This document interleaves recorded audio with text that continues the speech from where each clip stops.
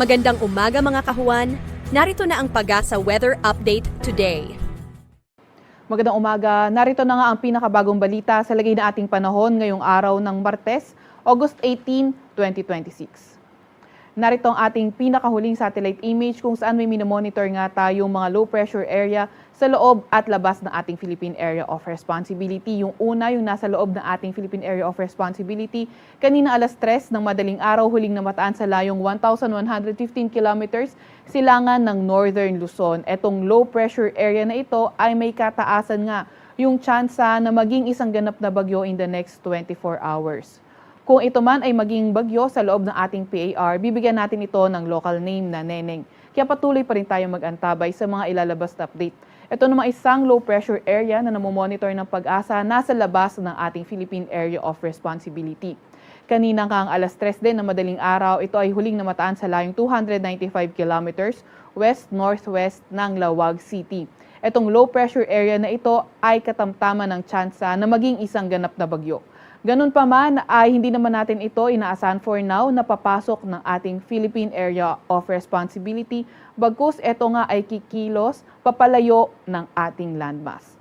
Samantalang southwest monsoon naman o habagat ang nakakaapekto sa Luzon at Visayas. Dahil nga rito sa southwest monsoon ay nakakaranas yung ating malaking bahagi ng bansa ng mga pag-ulan. So ito mostly affecting Luzon and Visayas at mas malalakas yung mga pag-ulan mostly sa western section ng Luzon and Visayas, kabilang na nga ang Metro Manila.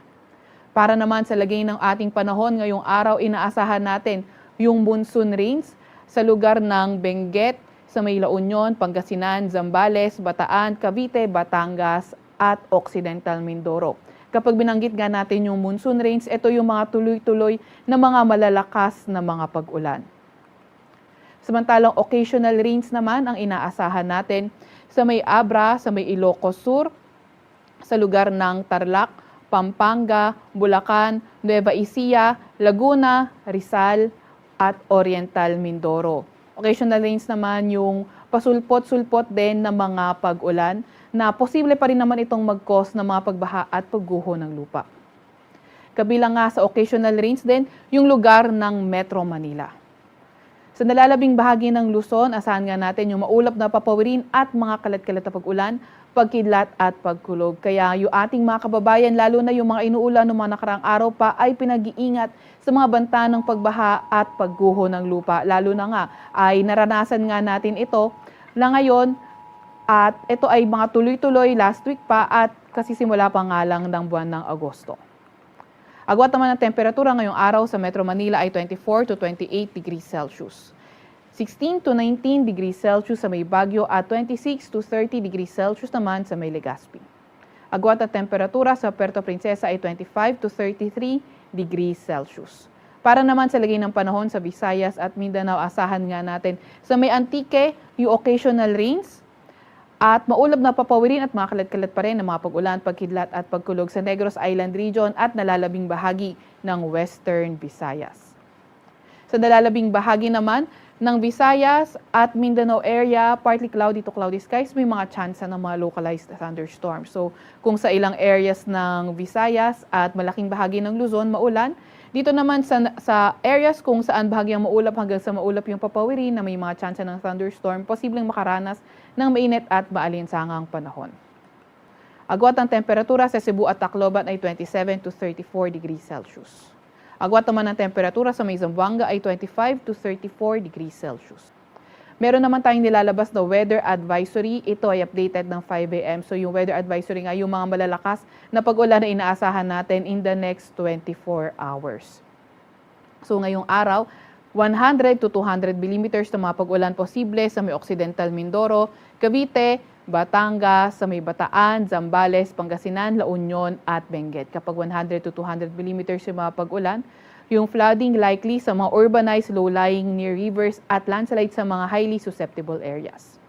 50 to 100 millimeters naman ng mga pag-ulan sa may Abra, sa may Ilocos Sur, sa may Tarlac, Nueva Ecija, Pampanga, Bulacan, Metro Manila, Rizal, Laguna, Oriental Mindoro at Antique. Pag 50 to 100 millimeters yung mga pag-ulan, localized flooding, posible sa urbanized low-lying near rivers at landslide sa mga highly susceptible areas.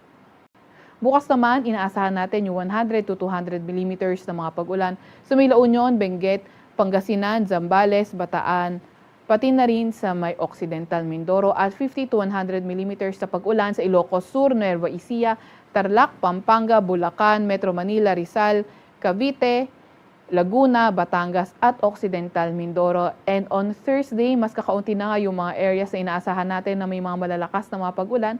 50 to 100 millimeters na mga pag-ulan posible sa Ilocos Norte, Ilocos Sur, La Union, Benguet, Pangasinan, Tarlac, Zambales, Pampanga, Bataan at Occidental Mindoro.